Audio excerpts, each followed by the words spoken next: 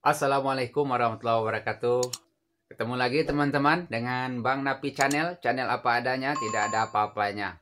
Masih soal instruksi Kapolri yang dikeluarkan 2 hari yang lalu. Ada 11 poin terkait dengan bagaimana sikap kepolisian seharusnya menanggapi kritikan dari masyarakat. Bagus, apa yang sudah diinisiasi oleh Kapolri Listio Sigit ini sebetulnya bahwa kritikan itu ya memang kan sifatnya konstruktif. Tidak ada kritikan itu yang destruktif. Yang destruktif itu anarkis. Anarkis tindakan yang merusak begitu ya, yang merusak, yang mengganggu hak orang lain, menghilangkan hak orang lain, mengganggu ketertiban umum itu merusak. Tapi kalau kritik yang sifatnya tulisan, lisan, video, apapun jenisnya, buku misalnya kan, itu kan sifatnya konstruktif, bisa dianalisis, bisa dibaca, dan bisa di, uh, uh, di direspon secara reaktif dengan tindakan yang equal begitu, dengan tindakan yang sama. Tidak dengan tindakan represi, penangkapan ataupun ancaman, bahkan teror-teror begitu oleh aparat kepolisian seharusnya. Jadi seharusnya memang kritikan yang ditujukan kepada kepolisian ataupun institusinya ataupun sistem yang ada di dalamnya yang sehari-hari ditanggapi oleh masyarakat itu direspon dengan tindakan yang bijaksana. Ini saya kasih contoh. Apakah instruksi Kapolri itu, ini pertanyaan, apakah instruksi Kapolri itu betul-betul instruksi atau ini ranjau tabur? Ini hati-hati netizen. Teman-teman juga harus hati-hati. Kenapa?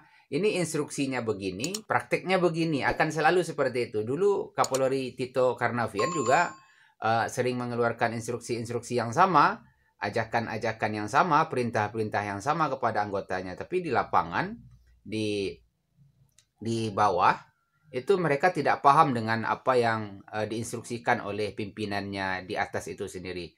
Karena ada sentimen begitu, ada sentimen kelompok, ada sentimen sektoral yang mereka bangun terhadap kelompok masyarakat atau masyarakat orang per orang, masyarakat tertentu yang saban hari itu mengamati tingkah pola perilaku dan sikap-sikap yang ditunjukkan oleh kepolisian. Karena memang mereka setiap hari bersentuhan dengan masyarakat sebagai eksekutor undang-undang, mereka akan berhadapan terus dengan masyarakat dan wajar saja kalau setiap hari akan mendapatkan kritikan, masukan, saran, bahkan cacian dan hinaan begitu.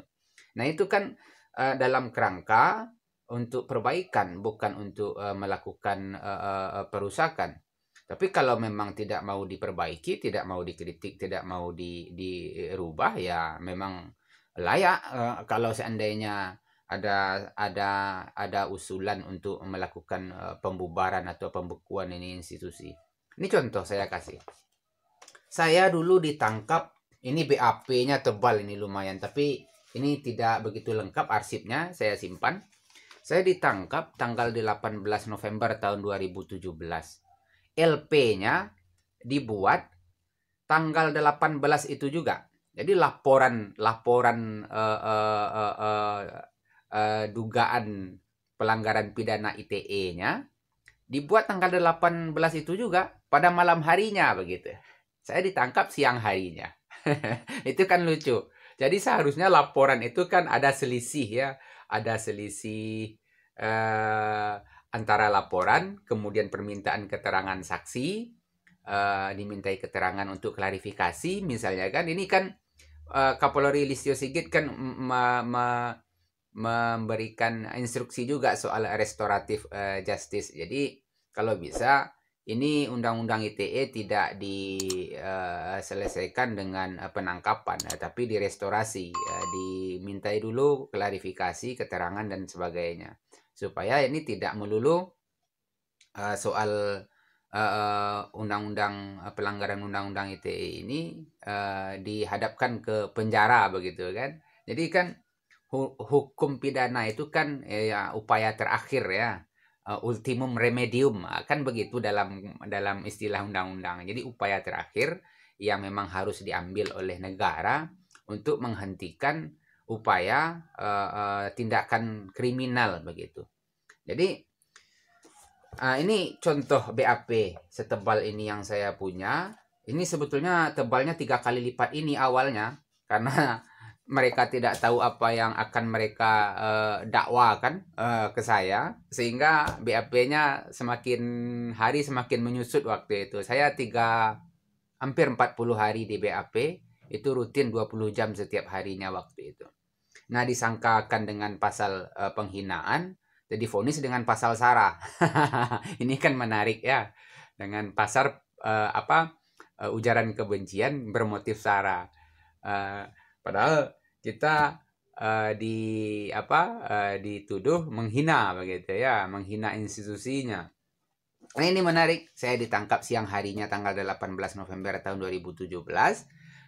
Kemudian laporan polisinya ini ada tanggalnya di sini. Laporan polisinya juga dibuat tertanggal 18 November. Nah, ini dia. Tanggal 18 November. Jadi ditangkap dulu orang, rumah saya digeledah siang hari itu, diacak-acak, kemudian barang-barang pribadi saya dibawa, sementara laporan polisinya belum. Belum ada. Artinya penangkapan orang ketika itu ini berdasarkan sentimen.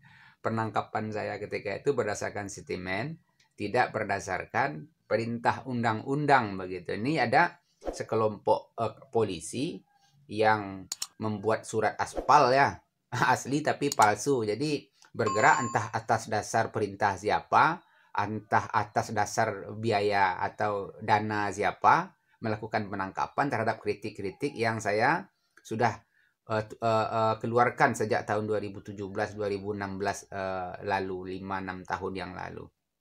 Nah, jadi ini perlu teman-teman waspadai bahwa niat baik dari kepolisian untuk berbenah diri yang diinisiasi dengan instruksi Kapolri itu, kemudian ada semacam dikasih permen lah oleh Kapolri untuk sayembara bikin mural kritik polisi, silahkan kritik sekeras mungkin katanya kan, dikasih hadiah piala Kapolri. Jadi hati-hati saja jadi kita boleh skeptis ya dengan apa yang sudah terbangun di kepolisian itu, doktrinnya, kemudian sistem pendidikannya, kurikulumnya seperti apa. Ini kan kasihan kita. Anak-anak itu 18 tahun dididik orang tuanya supaya jadi orang begitu, bukan jadi binatang. Disekolahkan TK 2 tahun, setahun misalnya. Bahkan ada yang dididik dari PAUD, disekolahkan lagi di SD 6 tahun. Kemudian tingkat SMP-nya 3 tahun, SMA-nya 6 tahun dididik budi pekerti, akhlak, peri kemanusiaan, tolong menolong, kemudian bermusyawarah, kemudian saling memaafkan, toleransi. Dididik 6 bulan jadi polisi. Jadi bintara polisi, langsung dia jadi binatang tanda kutip ya. Sudah tidak melihat orang lain itu seperti manusia lagi, mereka seperti musuh saja oleh mereka. Nah, ini kan miris kita, sistem pendidikannya seperti itu. Jadi, bahkan setelah 18 tahun itu dikuliahkan lagi oleh orang tuanya 4 tahun. Tahu-tahu tes polisi, dididik 6 bulan, direcoki dengan ilmu entah apa itu 6 bulan, mindsetnya, mindframe-nya sudah berubah kepada orang lain. Jadi, menganggap masyarakat itu sebagai musuh. Masyarakat yang mengkritik itu sebagai musuh. Dianggapnya orang yang sentimen atau skeptis atau sinis terhadap institusi kepolisian itu ataupun kepolisian itu sendiri sebagai orang yang membenci, orang yang melanggar undang-undang. Jadi seolah-olah imunitas yang diberikan kepada penegak hukum itu tidak bisa diamputasi sama sekali. Nah, ini kan berbahaya. Jadi kita waspada saja apakah instruksi Kapolri itu akan diaplikasikan dengan benar atau hanya lip service saja. Assalamualaikum warahmatullahi wabarakatuh.